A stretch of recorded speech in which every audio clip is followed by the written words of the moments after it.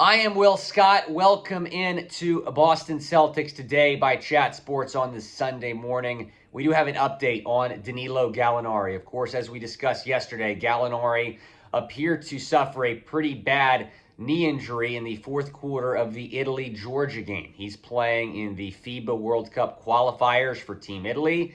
He appeared to suffer a pretty serious knee injury on a drive to the basket in the fourth quarter.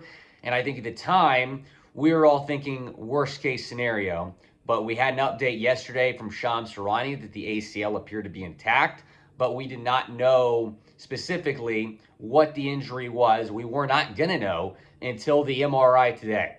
Now we have an update on that. Here is the tweet from Shams Charania.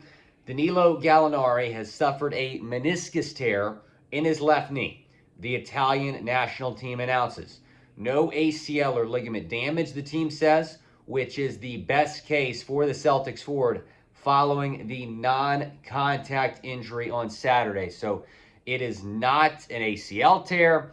It is not anything that's going to keep him out super long term. It is a meniscus tear in his left knee, that being the diagnosis after the MRI that he received earlier today. So I want to know, what is your one-word reaction to this news about Galinari? Go down in the comment section and chime in. It's the pinned comment on today's video, so go and reply to it when you get a second. Also, go down and subscribe, because this is why you subscribe, regardless of where I'm at. I'm going to get you guys a Celtics video. It's my day off. It's a Sunday morning, but I wanted to get you guys the news on this. Again, Galinari with a meniscus tear, and my one word is relieved. I mean, I'm relieved, man, because I saw the photos before I saw the video. So I saw the photos. I'm like, oh my gosh. I mean, it looked like his knee exploded. That one photo that I showed y'all yesterday, that graphic photo, it looked very, very serious.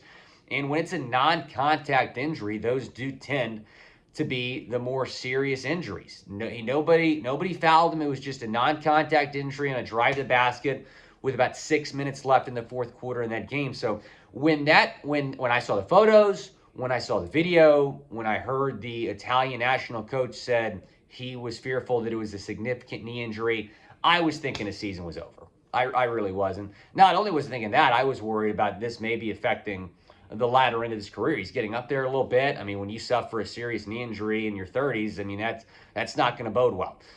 So luckily, it's not as significant as initially feared. ACL would have meant out for the season. Any ligament damage might have meant out for the season. There's no ligament damage, no ACL tear. That, according to Shams Charania, this is going to keep Galinari out for Eurobasket. I think it's next week, early September, and I know he was looking forward to that because it was in his hometown. He actually put out a statement. Shout out to Cesare Malante, who's an Italian sports writer. He's been all over this, and he's been tweeting in English, because that's good, because I had to literally drop Italian my freshman year at Syracuse University. I might have made a D in the class. So I do not know any Italian. Never have, never will. I do want to go to Italy one day. It seems like a cool place. But anyway, Cesare Malante put out this tweet translating Gallo's statement. Here's what he said. It hurts like hell. It effing hurts to give up this dream. We wanted to give ourselves magical nights in my house, at our home. Today, unfortunately, was a bad awakening. I have to give up Eurobasket in the summer. That seemed perfect. So Gallo is really looking forward to playing Eurobasket in his hometown. It's a huge, it's like, if you're a soccer fan, it's like Euros, in soccer. It's Eurobasket. I mean, it's the European Championships in basketball. So certainly feel for Gallo that he cannot partake in that. He's going to be out, certainly a couple weeks. So a meniscus tear, normally you miss anywhere from 1 to 2 months, right? Robert Williams III had a meniscus tear last March. He missed about a month. So the recovery is very doable. I mean, take it from someone like myself that has torn their meniscus in their left knee twice. I played tennis, and trust me, I'm not that much of an athlete, but I played tennis in high school, had that surgery in November, season started in January, I was ready to roll. So if I can get back, Gallo can get back. So He might miss the start of the regular season. Regular season starts in mid-October. Training camp starts in a month. He's definitely not going to be ready by the start of camp, and I don't want to rush him back for the regular season. The Robert Williams injury was a little bit different because the Celtics were, in a playoff race for the number 1 seed, the number 2 seed. They were, very much, kind of in the latter end of that season, so it makes a little bit more sense why Williams was closer to 4 weeks. Gallo might be closer to 8 weeks. You don't want to rush him back, right? So you want him to take his time in his recovery. If I had to guess, he'll probably miss the start of the regular season, but he might be back by like week 2 or week 3. So nothing major here, which is good. If it was a season-ending injury, then yeah, it might have made some sense to go and sign a guy. But I do not expect Brad to pick up the phone and call Blake Griffin or Gary Harris or anyone else that is available right now. So he should be back, pretty early in the regular season. So I don't think it's necessary to go out and sign someone like Griffin right now. We talked about that possibility yesterday, signing Griffin, but Griffin and Gallo are 2 different players. Yeah, they both play the 4 pretty well. They're power forwards, but Gallo brings so much to the table with his perimeter shooting.